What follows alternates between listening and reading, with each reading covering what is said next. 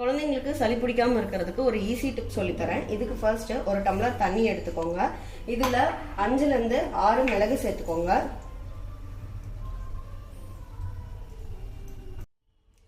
கால் teaspoon சீரகம் சேர்த்துக்கலாம்.